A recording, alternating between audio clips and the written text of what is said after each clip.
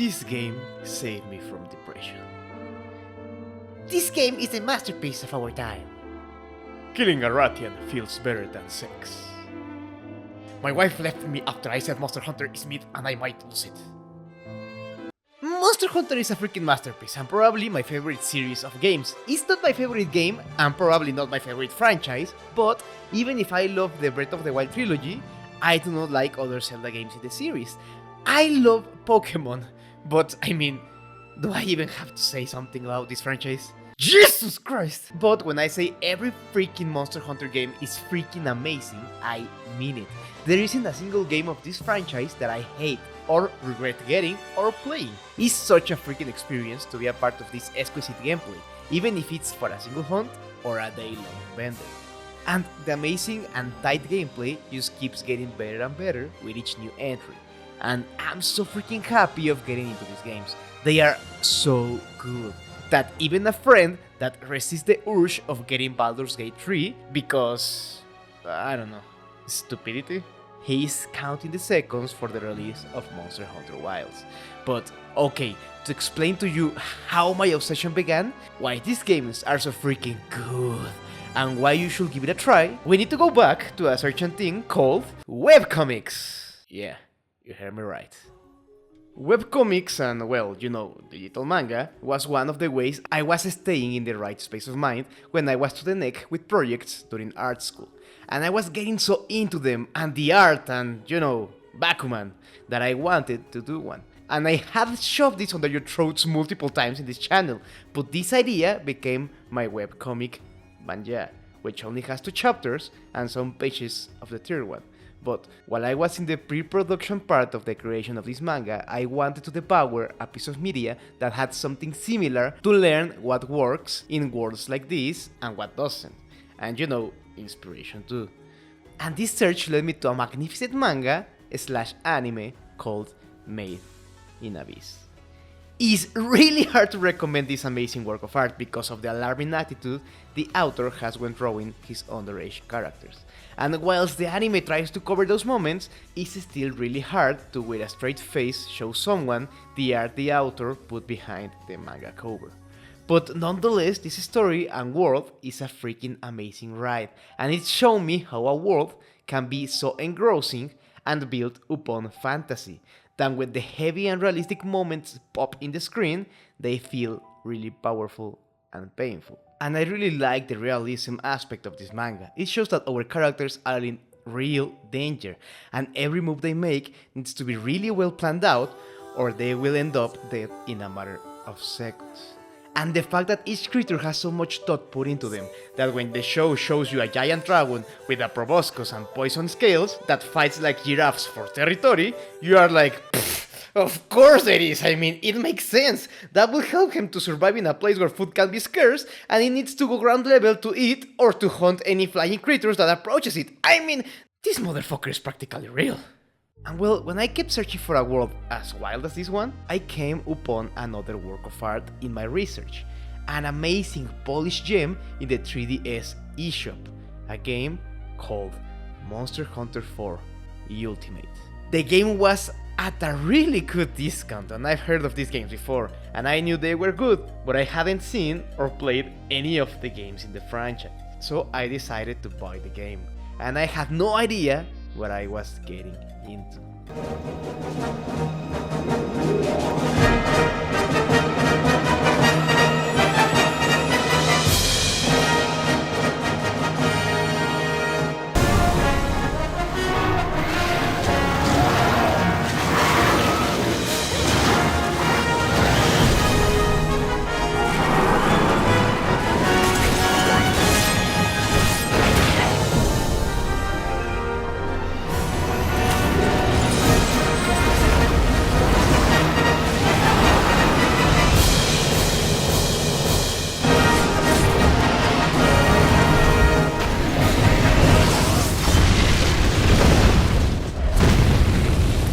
Monster Hunter is a game like no other. And that's one of the things that makes the franchise so refreshing. You see, whenever I heard about the game, the most common thing that was said was that the game feels heavy, like heavy.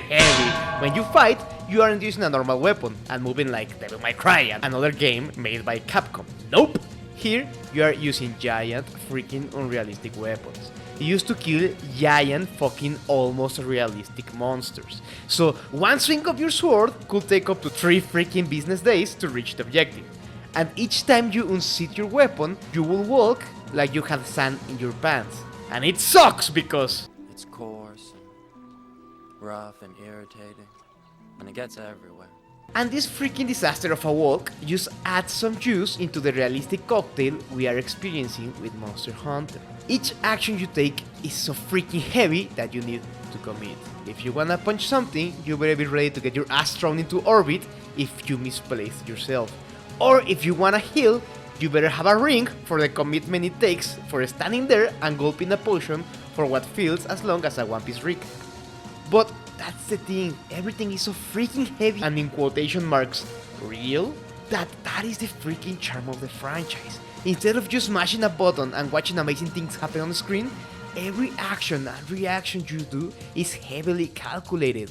So when you make something cool happen on the screen, you know it wasn't an accident. It was you who took all the right choices and exploited the game mechanics, the enemy, and the weapon of choice to make it happen. But, okay, this is the part where I tell you what the game is about. You see, like Pokemon is a game about catching Pokemon, Monster Hunter is a game where you hunt monsters. And that's it. There are no minigames, there are no small monsters after the tutorial, there is no story to be had. At least in the old ones. In the new ones, the story really takes a backseat because you are just gonna choose a weapon and go hunt some monsters. It's like a game designed around well-designed, calculated boss fights, because each creature behaves different.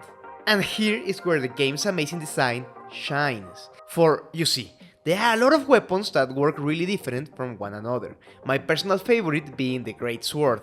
Yeah, I'm a basic bitch. And I also use the hammer, that it's just the best weapon in the game and I won't hear otherwise.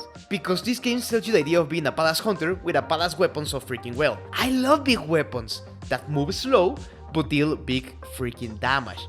But if this is not your style, you have weapons like the sword and shield that attack faster and are easier to understand. I mean, it's a freaking knife and a shield. But even though they attack faster, they deal less damage per hit. Just like the dual blades, they move faster, they strike faster, they are little baby numbers. Even though they sell you more this idea of an action anime fight, they aren't my style.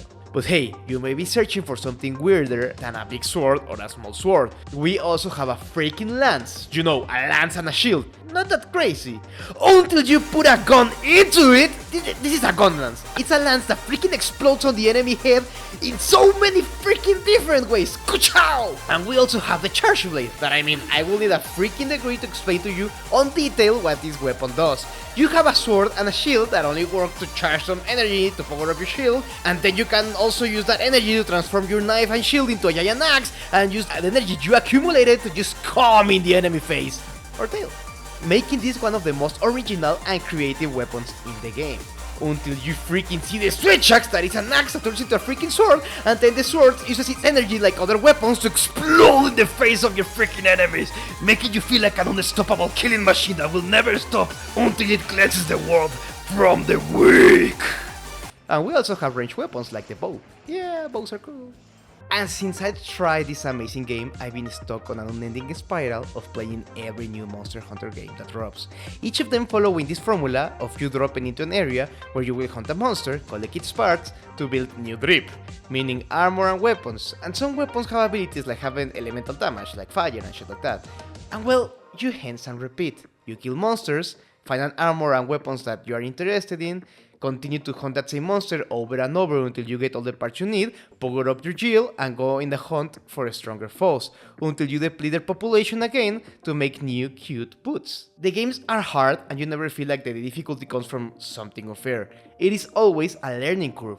You fight, get destroyed, and come back to defeat the monster just by a freaking inch of your life, then repeat the hunt and getting better and better each time. And not because of your new drip, but because you, as the player, got better. You start analyzing the monster attacks and patterns, and you start learning from the virtual, almost realistic creatures and exploit their weaknesses, proving to everyone you are a real hunter. Just like every move is calculated, every win is well earned. And every time you lose is because of your hubris, not some poor design of fair shit. And like I said, these games are freaking masterpieces. Monster Hunter 4 Ultimate being my favorite, and I thought no other Monster Hunter game could top it. But then, something new came around.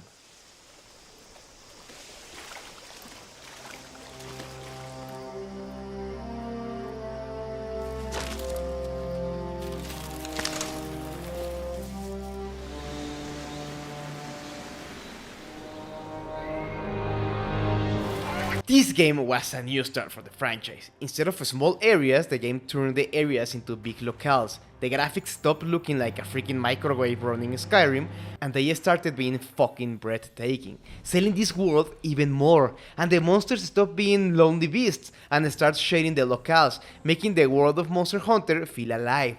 I freaking played the games for weeks, I fell in love with it, and I really think this is the correct direction this franchise should go. 4 Ultimate is still my favorite, because I think it's the right combination of hardcore shit and a stupid amount of content, and I mean, maybe it's because of the nostalgia making me biased, but I do think Monster Hunter World is the best application of the game formula until now. It got rid of hardcore stuff like you having to drink poisons bolted into the freaking floor like a statue, and it turned it more into an action game.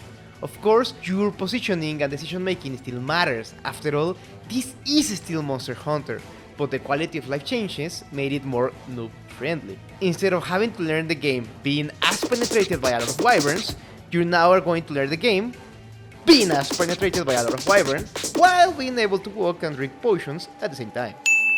Bringing this franchise to a new life and to a new era. Of course, this era was just the beginning, so everything they made was just trails and errors to see what path to move the franchise forward. And I mean, the way you start hunting little lizards, to then fight a big lizard, to then fight fucking Godzilla, to then fight a baby gamma radiation freaking dragon, never gets old. The progression and gameplay loop of this franchise never gets old. It keeps evolving and getting better and better, with this new reimagining bringing even more abilities to each weapon, like the tackle in the Great Swords, that now instead of staying in place while you're charging, you can tackle the freaking monsters, challenging it head on, keeping your charge, but losing some health instead, making these moves high risk, high reward, as it freaking should be with a giant sword. And each weapon evolves in some way. Now you need 2 degrees to explain what this thing freaking does. And these abilities make the decision taking more flexible for the players. Yeah, now you have more abilities to use, but using them in a proper way or just mastering them brings a new skill ceiling to the hunt. And the game doesn't tell you everything you can do with those abilities. So it's up to the player to explore and find out what amazing secrets each weapon brings to the table. Each small decision makes this game more engrossing, like the fact that instead of having a Final Fantasy IX map, we actually see our hunter taking out its notes to see the map. And now when the monsters move through the locales, they leave tracks for us to follow them and find them easier. And the area, instead of being a simple background with ledges to let us mount the monster for extra damage, the environment is part of the hunt too. And luring monsters to places where you know you can make a rock fall from above them, or breaking a dam to make the water sweep away the monster, or trap it with some vines that are stuck in a tree, makes every hunt different. Unlike the original games, it makes you have decisive and technical choices outside of your positioning or battle actions, making these games truly live to their name. Because we are hunting monsters, we are tracking them, finding them, using everything around us to make it easier for us to land a decisive blow that will send dopamine through your whole freaking body. And then the franchise, to keep evolving, decided that it was a freaking good idea to make a DLC for the game, just one!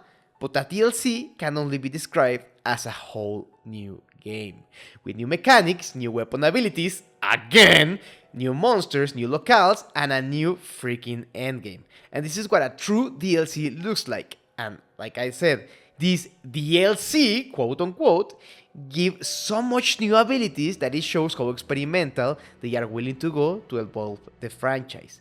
It's not just a DLC for money, it is a technical choice to make the franchise move in the right direction. Just like its gameplay, each move they make has to be planned and well executed for it to deliver a decisive experience. And it doesn't limit to just DLC, because after Monster Hunter World, Monster Hunter Rise graced us with its existence, a game where the creators played with the idea of freaking grappling hooks, and how you could use these grappling hooks in battle, fusing it with different weapon abilities, giving each weapon new mobility and uses in battle, like a freaking counter or a means to jump with the hammer, for example. And giving each weapon like 5 of these could only mean mayhem and a freaking endless amount of fun. This game is fun overall. No matter what happens, you're gonna have a blast. I always compare these games to BoJack Horseman and One Piece. If you think you don't like Monster Hunter, it's because you haven't played it enough. Like BoJack or One Piece, there is going to be a moment, a dialogue, an episode, a fight, or a freaking well-timed attack that is going to hook you into this franchise forever. But they are not a simple game or a series, they are an experience. An experience that will take you from a wimp with no knowledge about how to prepare your gear before battles, that you aren't really going to need until the end game fights, into a freaking monster hunting expert that will equip the perfect gear for each hunt, because you are overflowing with confidence and knowledge of every beast in these games, and you know your gear from head to rear, and you enjoy the autism that takes to navigate these menus, making you a perfect killing machine. And like I said, I'm not talking about poop stinky McFart or whatever you call your character. I'm talking about you, the player, you, Dave, Richard, or even you, Jeremy. You are knowledge incarnate. You are the second coming of Monster Hunter Jesus Christ, the chosen one that will save the world from reckoning. And I think now is the best time to do this, because Monster Hunter Wilds is a week away from release. And this game, it's gonna be big. For you see, like I said, Monster Hunter lived through a lot of evolution in this franchise, making sequel after sequel, trying some new stuff. Some things didn't work, not meaning it was a bad game or anything, just meaning they were not the best choices. But after the game reinvented itself in Monster Hunter World, we were well fed with a DLC that we thought served its purpose as a sequel for the game. And then we just went into the next thing, being Monster Hunter Rise. But now, Monster Hunter Wilds revealed itself as a true sequel to Monster Hunter World. And I mean a true sequel, not a Rainbow Six Siege X or a CSGO 2 or an Overwatch 2 level of sequel. I'm talking about a fully realized and well thought out sequel. A sequel that is going to take itself seriously enough to even have a full-fledged story with our main character talking for the first time in the franchise, and with skippable cutscenes. If you play Monster Hunter World, you know. Making this what could be the true and final version of the reimagining this franchise had in mind with the first Monster Hunter World. This game is years of trial and error into one final conclusion. I'm not saying this is the final Monster Hunter game we wanna have. What I'm saying is, after 4 experiments in this new formula, this game is the formula finally completed. What they had in mind in 2019. They are finally giving us the complete Monster Hunter game they started to build so many years ago. And this is why it's the perfect moment for you to join the hunt.